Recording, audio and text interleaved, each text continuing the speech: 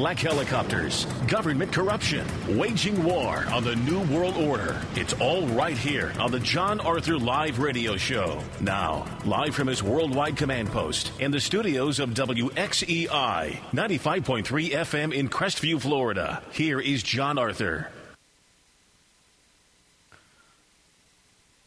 Thank you so much, Mr. Jim Michaels. Hello, America. Hello, world. The Jon Arthur Live Radio Show is on the air.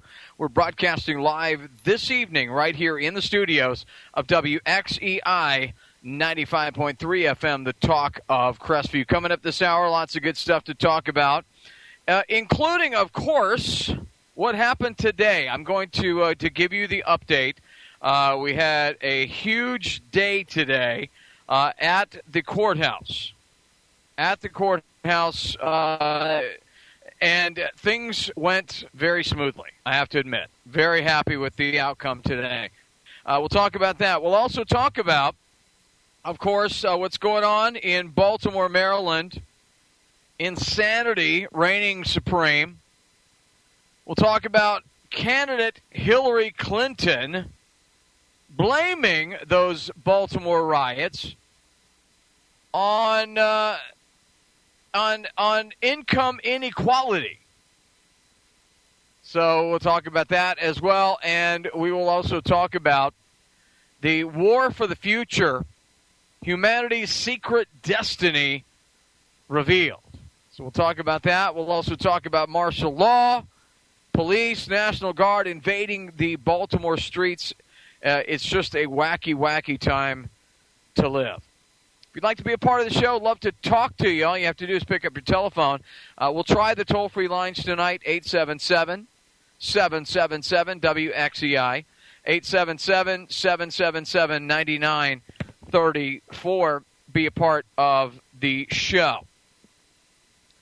Well, of course, as always, the big news out of Baltimore. While the city of Baltimore is burning, martial law has been put in place. Police and National Guard invading the streets of Baltimore. You know, I'm sure that places like Russia and China, countries like that, are looking at us and saying, wow, that's what we're supposed to be doing. We're not even doing that. But this is a glimpse of what a martial law scenario would look like, with militarized police, National Guard being deployed to quell the riots in Baltimore. You know, it's a maddening, maddening world. But again, I believe that this is the end times. This is the way things are going to be for probably quite some time. The general that is commanding the National Guard is now disputing whether or not this is martial law. He calls it supporting mode. So if there are any questions about martial law, he said, this is not martial law, it is supporting mode. I mean, it doesn't really matter, does it, what you call it? I mean, you can call Christmas New Year's, but it's still Christmas. You can call, the police state Mickey Mouse, but it's still the police state. So General Linda Tsai, the commander of the Maryland National Guard, told cameras last night during the announcement of a week-long curfew and the arrival of 5,000 National Guard troops, she said, this is not martial law. The forces she commands will take directions and orders from the police in a support role, she said. The police are ostensibly taking orders from the mayor and the governor. So you have the military being being directed by the police. And the police are taking orders from the mayor and the governor. Yeah, that's martial law. No matter how you slice it, that's martial law. Well, General Linda Singh of the National Guard said, I would highly recommend that we all take cover for the night and actually go to sleep. Get some sleep and let things settle down so we can restore order to the city. We're going to be out in massive force, and that just basically means that we're going to be patrolling the streets in order to ensure that we are protecting property. We are in supporting mode, she said. So if there are any questions about martial law, this is not martial law. Martial law means that at that point, the military fully takes over, so we've not reached that point.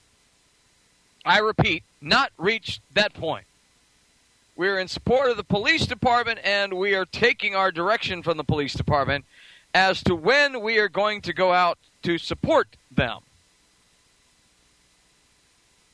A stunned-looking governor, the governor Larry Hogan, standing behind her, basically in shock. So again, call it what you want. You can say it's a supporting mode. You can change the name of it, but it is indeed martial law. If you'd like to be a part of the show, I would certainly love to hear from you. 877-777-WXEI. 877-777-9934. Before we get into the utter madness that we call America, I'd like to explain what happened over the last month. Some folks, have been listening to the show long enough and they know what happened, and some folks don't. But, approximately 1 month ago, on April 4th, a madman broke into my home. The madman got on top of me as I was sleeping on my stomach and tried to kill me in my sleep. Tried to choke me to death in my sleep. Well, obviously, I'm here talking to you on the radio tonight. So obviously, the madman did not succeed. But with that being said, my friends, with that being said, of course, obviously, the individual did not win. And due to the fact that that individual did not become victorious, was a very, very good thing for what we do here. 877-777-9934.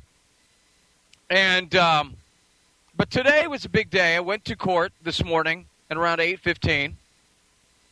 And I had a hearing set to get a permanent restraining order against this madman. And I'm not even going to name him. I'm not going to give him any kind of satisfaction that his name was even mentioned on the radio.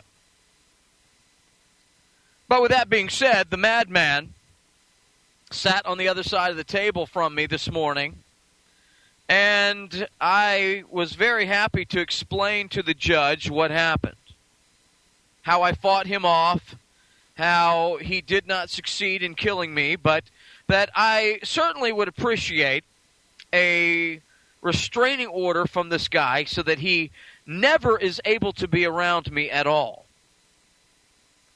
And because this madman has a screw loose, he is one of the few people that I actually was glad to hear will never be able to own a gun. You know, a lot of times we talk about the fact that we want everybody armed and we want America to protect itself, and sometimes we don't think about the fact that there are insane Looney Tunes out there that if they snap, they will kill somebody. This indeed is one of those characters. And so anyway, when I got to the courthouse, I overheard his attorney stating, "Oh, don't worry, I got this covered. Just sit back, you don't have to say anything, and enjoy the show." And of course, I defended myself. I don't need an attorney. I acted as my own attorney. And I truly believe, because I did so, that it made it a lot easier for me to be able to speak the truth and to eloquently explain to the judge why this madman should never, ever be able to be around me. By the time it was over, I basically had the attorney frustrated, and he had no more questions. He was very flustered by what I stated, because I stated truth. And of course, by the way, I want to thank all the folks that prayed this morning for me while I was in court, and I want to thank all the folks that were successful in praying and getting this accomplished and guiding me to say the right things.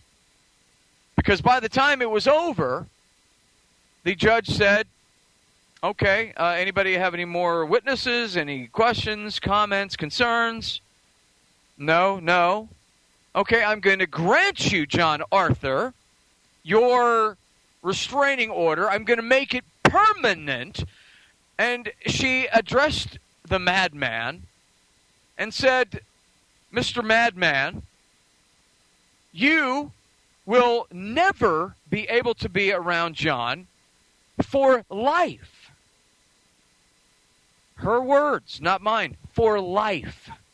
And said, "You will not also be able to own a firearm." So obviously I was very happy with how this all played out. Very happy that it turned out as it did. And as it stands, now I just have to go to trial for with the state's attorney, and make sure that that this lunatic never again is able to perhaps see the light of day. But I digress. 877-777-9934. I really don't want to go into it too much further, than to say thank you to all the folks that supported me through this and got us through this insanity. Again, if you'd like to be a part of the show, 877-777-WXEI is our phone number. So we've obviously seen the madness in Baltimore. We've seen madness in my house. We've seen a world gone mad.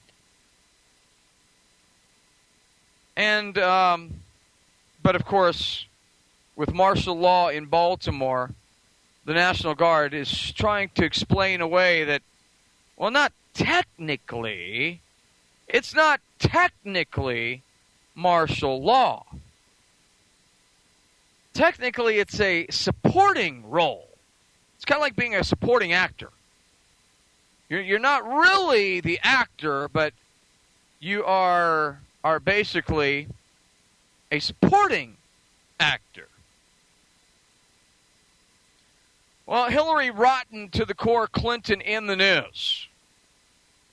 Hillary rotten to the core, Clinton, as stated, she will be running for president. Lots of idiot leftists are excited about this.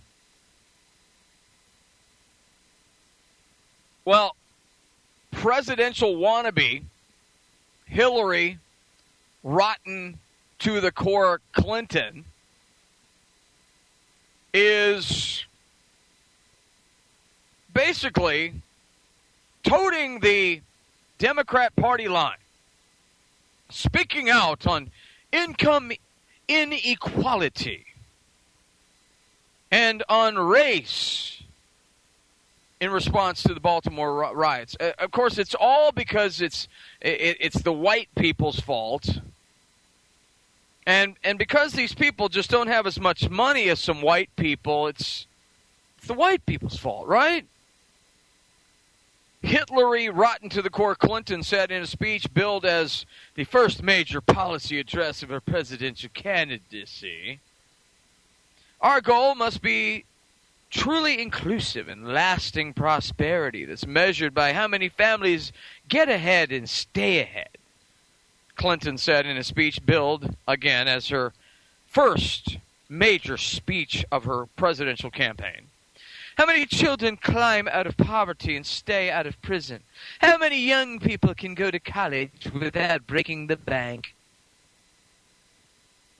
Proposals suggested by Hillary rotten to the core Clinton include establishing policies designed to improve relations between blacks and the police. What about whites? I got issues with the cops, Hillary. It's okay for whites to be harassed by the cops, but not the blacks, right? Really? Why has it always got to be about race? Well, and then she, of course, wants to reform sentences for drug possession. So she wants to give favoritism to blacks and to druggies. In a nutshell, right? I mean, let's call it like it is. Well, it should be remembered, of course, that Hillary's husband, Bill, was responsible for carrying the drug war torch initiated by his predecessors and creating the current situation that has benefited the prison industrial complex. Led the way for the establishment of a high-tech surveillance police state. Clinton cravenly allowed federal, state, and local law enforcement to expand all the tools left to him by Reagan and by Bush. In the Clinton years, police overreach in the name of the drug war shredded much of what remained of the Bill of Rights. And those most frequently caught in its web were not the drug kingpins that the legislators were claiming to go after. Mothers and fathers and small-time dealers and medical marijuana users and even kids were caught in a criminal justice system so overgrown that no one is immune to the new powers that Johnny Law uses to protect us from ourselves. And while much of the horror heaped on the American public has occurred at the state and local levels, the tenure of the Times begins at the top, which places, again, the responsibility squarely at Bill Clinton's feet. I know a lot of the police state has been George W. Bush's doing, but let's not forget Bill Clinton. He started this after George Bush Sr. left office. The drug war emphasis is largely responsible for this current militarization of police and the subsequent us versus them attitude of law enforcement. The ACLU noted today the militarization of American policing has occurred as a direct result of federal programs that use equipment transfers and funding to encourage aggressive enforcement of the war on drugs by state and local police agencies. The government's drug policies have unequivocally undermined basic civil rights and gutted the constitutional amendments. And it's not coincidental that much of the eroding civil rights in the war on terror came directly from the war on drugs. So now you got Hillary, rotten to the core Clinton, chiming in here and basically now stating that we want income inequality to change, and we want the druggies to be left alone. I guess she believes that toting this banner issue of the Democratic Party, income inequality, will sway the party's voters and lead her to the White House in 2016. But left unmentioned by the corporate media, but mentioned here on the Jon Arthur Live radio show, is the indisputable fact that Hillary Clinton is a creature of the 1%. In actuality, the 0.01% of the mega wealthy financial and corporate class and her insincere solutions to the growing social and political problems of America are again designed to fool the voters. The drug war, in effect, served as a precursor to the police state that we're now seeing going into place, not only in America, but around the world. The war on drugs expanded into the war on terror. The government that Hillary, rotten to the core Clinton represents, is now working overtime to turn largely fictional and exaggerated terrorism into domestic homegrown terror threats. As the federal government's demonization of veterans and constitutionalists, the latter under the banner of sovereign citizens, demonstrates the ultimate target is you and I, the American people. And Bill Clinton was carrying that banner, if you'll remember. What about Waco? What about Ruby Ridge? All the folks have forgotten about that, haven't they? Well, I haven't forgotten. And I can tell you that Bill Clinton was the champion of trying to take down the American people. It was not about righteousness. It was all about demonizing veterans and constitutionalists and patriots, and ultimately, of course, the Christians. So this is basically Bill Clinton, take two. Hillary, rotten to the core Clinton, is representing a garbage America. Blaming the Baltimore riots on income inequality and ignoring the fact that her husband's war on drugs was responsible for what we're seeing now, the militarized cops. If you'd like to be a part of the show, love to hear from you. 877-777-WXCI. We're going to take our bottom of the hour break, and then we'll be right back. So keep it right here on the First Amendment Radio Network. We'll be right back. Stay close.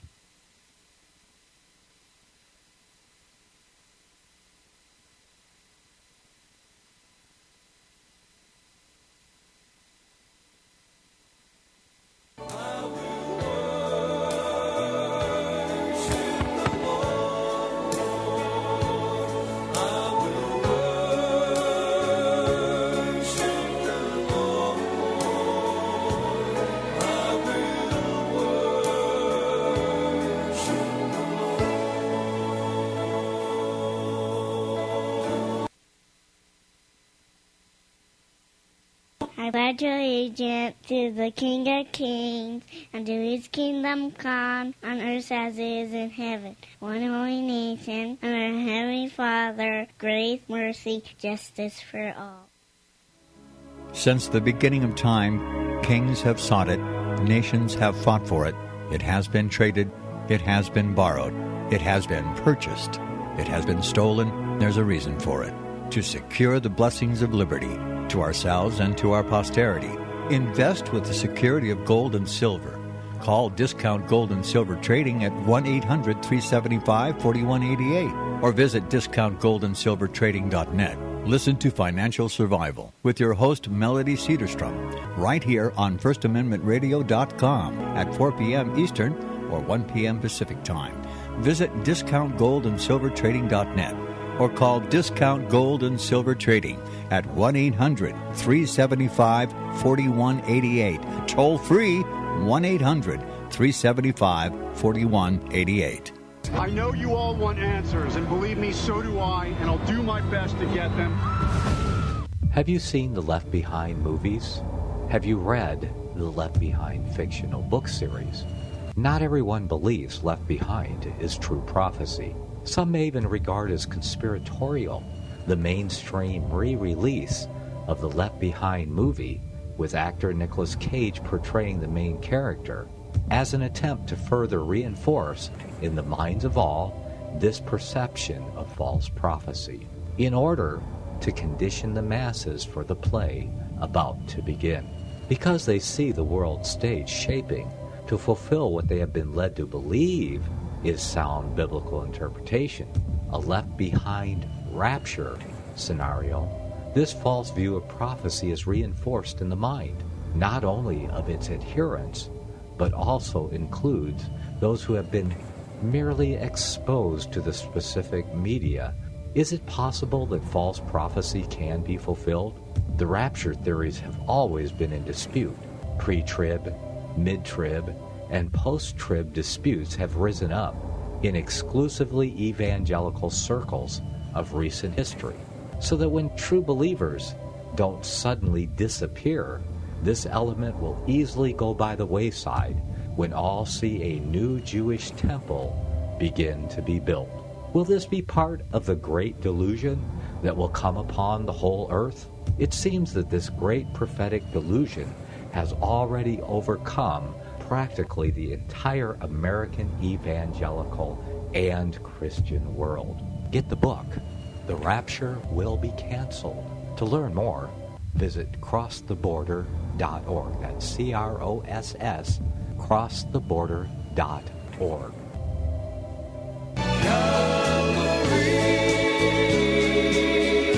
That's the place where Jesus bled and died, and it's there the sinners washed his palm at Calvary.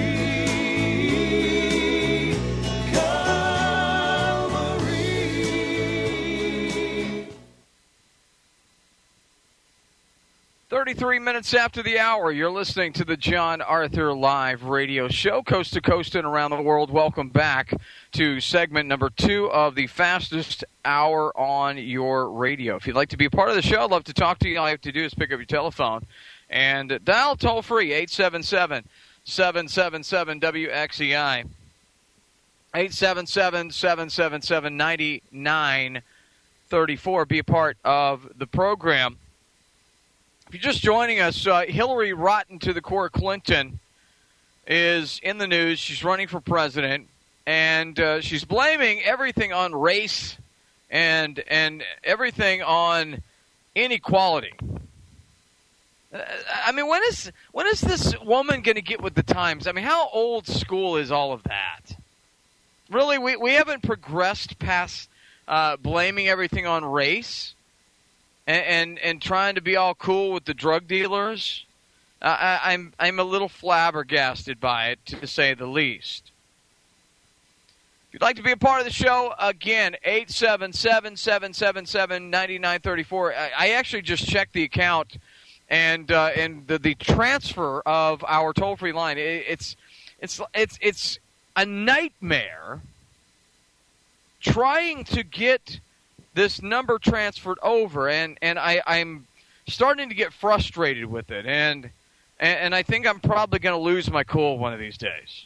I really am. I'm going to flake out and freak out, and then when I do freak out, it's going to be on. But again, 877-777-9934, 253-323-7555. You know, I mentioned the fact that the individual that assaulted me while sleeping was no longer going to be able to own a gun. And I basically stated that I really, truly, actually believe that that's probably a good thing. Well, a parent in Ann Arbor, Michigan is teaming up with a pro-gun group now to sue his local school district after officials passed a decree banning weapons inside the schools. So again, what we're seeing is an anti-gun movement starting to rear its ugly head once again. On Monday, parent Ulysses Wong and the nonprofit organization, the Michigan Gun Owners, filed a lawsuit against the Ann Arbor Public Schools and its superintendent, basically saying, you know what, no. The school board on April 15th unanimously passed a policy banning weapons inside schools except for those carried by law enforcement officers. You know, this is a violation of our Constitution, by the way. You're not going to hear that a lot, but I'm going to tell you that you're going to hear that quite a bit when it comes to the Constitution. When it comes to, of course, the New World Order. And you're going to see a movement to ban guns, and it's going to be for the children. I mean, we've seen it. We've seen it time and time again. But I'm going to tell you, it's going to get worse. It's going to get worse, my friends. 253-323-7555. 253-323-7555. Well, the policy was preceded by a recent scare in which a man arrived at a high school choir concert donning a legally concealed firearm. Superintendent Janice Swift, named as a defendant in the lawsuit, stated, our teachers and school leaders have incredible responsibility already. How can we possibly determine the intention of gun carriers on campus to sort out the good guys from those with malicious intent? The presence of guns in schools runs contrary to everything we are wired for in education, and is counterproductive to maintaining a rich, productive, and healthy learning environment for our children. So, again, we have this group that certainly has no intention of supporting the Second Amendment right to keep and bear arms. The school district had anticipated a lawsuit following the passage of the gun ban, but said they're not worried. Meanwhile, the pro-gun group appears to have no plans to back down. I love that. We have those rights, they said. We have those rights. See, I love the fact that these people say, you know, we got rights that were granted to us. That big, long word, inalienable, comes up. Those are rights that we are born with, and now people want to take those rights away. And you know what they're saying? They're saying, to hell with you, and to hell with your New World Order and your police state. We don't want it. We want to keep our guns. We don't want it.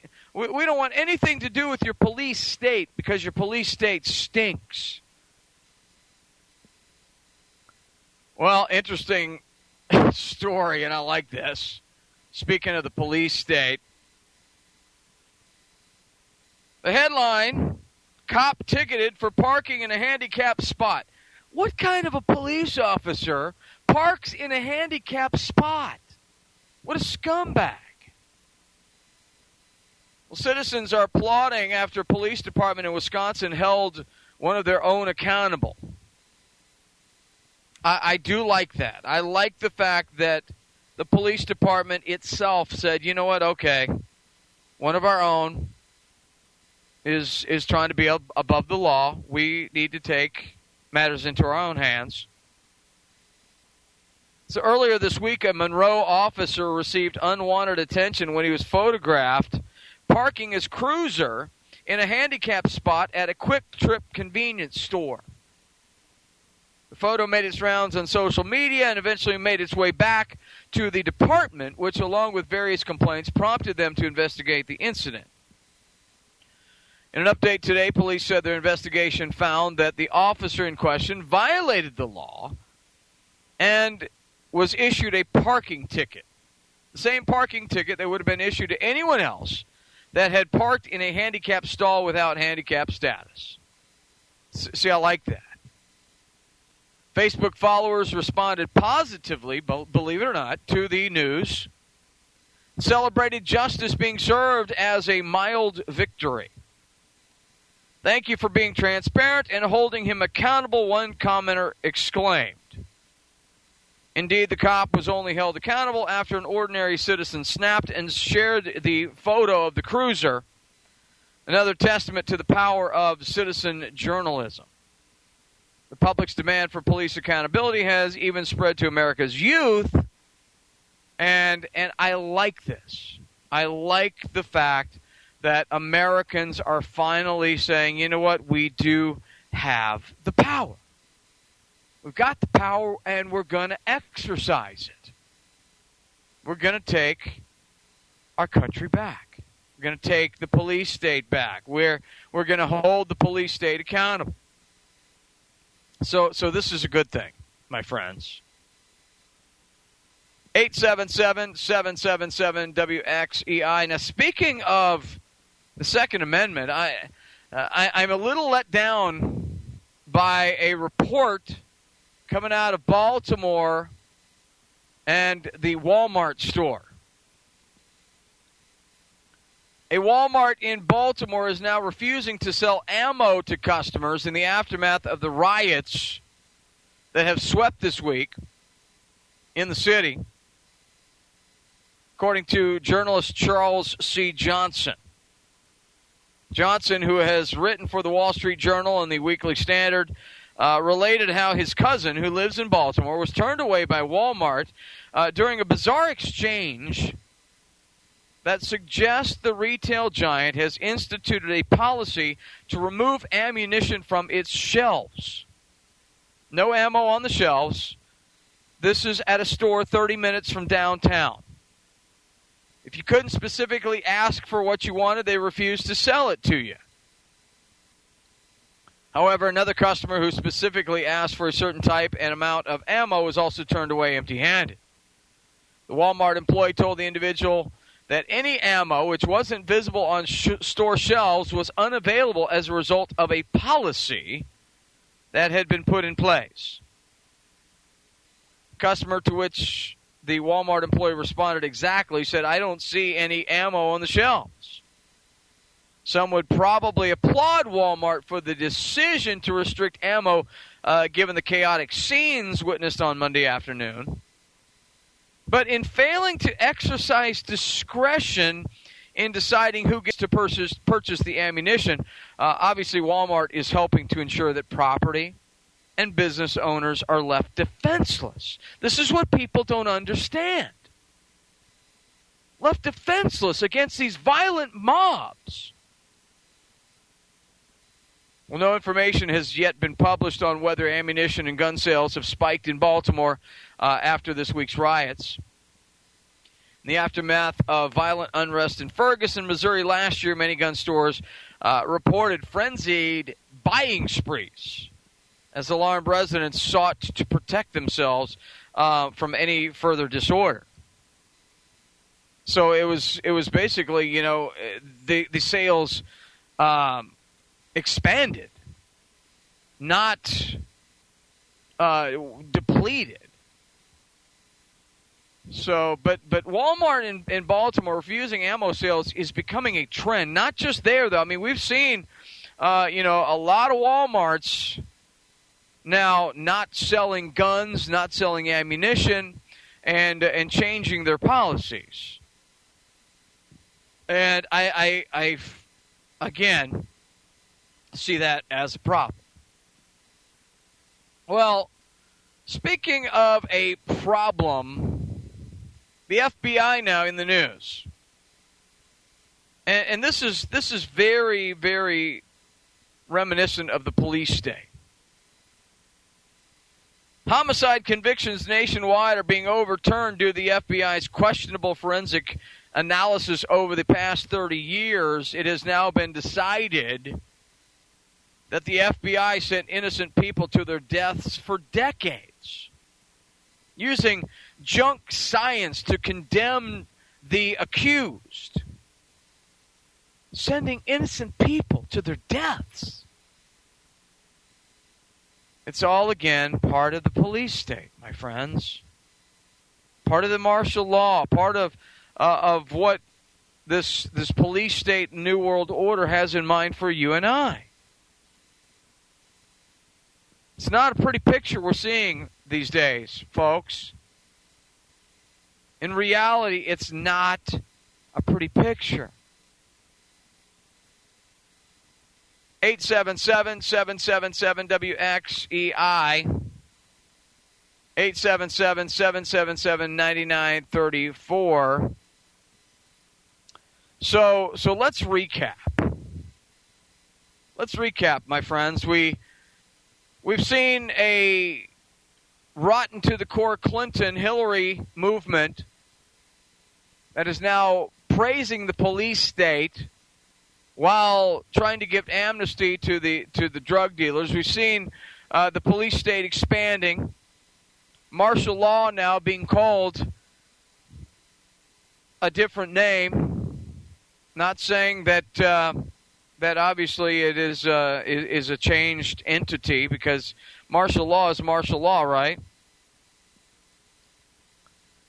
But again, what we're seeing is not a pretty sight these days. 877-777-WXEI if you'd like to get involved on the show. 877-777-WXEI. Again, we have come a long way with this radio show. We've come a long way in letting you know the truth. But we fought a hard battle along the way. It has sincerely been a long road to hoe. And unfortunately, what we're seeing is a world in crisis. A world in crisis. And again, we're seeing folks doing the wrong thing. Folks thinking the wrong way. But as I stated to you a couple of days ago, there are still good people out there. I a couple of days ago spoke to a very nice Christian individual, and he was only 21. I made mention of this, and I thought, wow.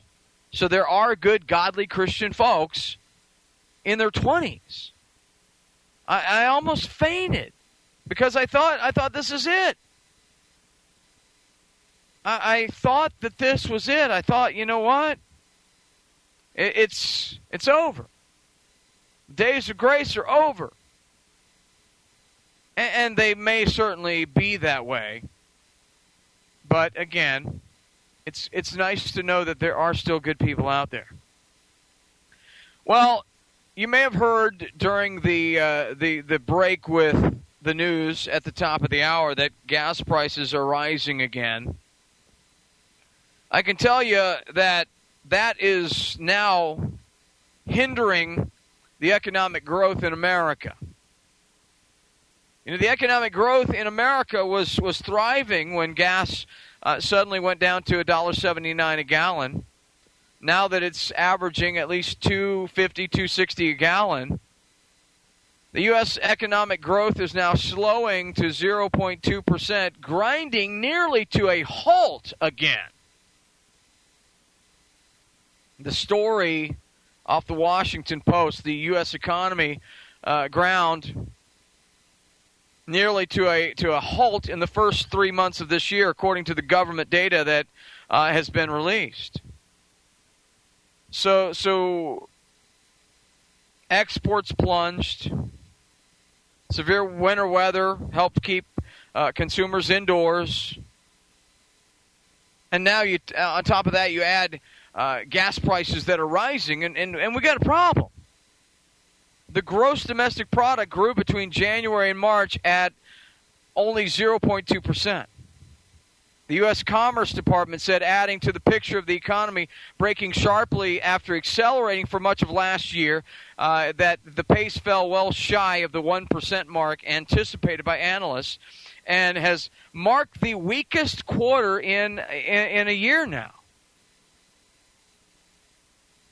So economists, employers, and policymakers are now facing the challenge of determining whether the slowdown is temporary, stemming mostly from an unusually snowy winter in the Northeast, or a sign of broader problems in America. I believe it is truly a sign of broader problems. But right now, economic growth is grinding to a halt. Certainly not what we want to hear in America, is it? Certainly not what we're thinking is going to be a great thing for this country. 253-323-7555. I would certainly like to hear from you. I would like to also eventually be able to take your calls toll free, and we're having issues with the transfer process of that to another company. And CenturyLink is not behaving itself. Well, I've got a shocker poll, folks. A shocker poll, and the reason I'm going to this polling data is because of what I alluded to a few minutes ago about actually speaking to a nice kid, a 21-year-old kid that has very, very good godly ideals and morals. New poll out today states that only 2% of younger Americans trust the media to do the right thing. Wow. So the news media that you and I certainly don't trust is now getting another black eye from the young folks. And I'm talking about 18 to 29-year-olds. The media limps in dead last among institutions younger voters trust to do the right thing. This according to a new massive Harvard University survey. In the school's Institute of Politics poll of over 3,000 18 to 29-year-olds, 12% said that they believe that the media does the right thing. A whopping 88% says sometimes or even never. Never. Does the media do what they're supposed to do? Never. Wow. 2%. Only 2% of kids, young people, 2 to 29, only 2% say they trust the news media to do the right thing all of the time. 39% said never. Well, the poll is the latest nail in the media's coffin. This downward spiral that has resulted in fewer young Americans reading traditional media, and especially traditional platforms like newspapers and magazines. See, I still like newspapers, and I still like magazines. I like the old school of reading, reading papers. But the young folks are like, no, give me a tablet. Give me a computer. And let me go find my information, because I don't trust the folks that are giving this information to us. Do you blame them? I don't blame them. Well, one final story, close out the radio show. And I know we've been all over the place on the show today.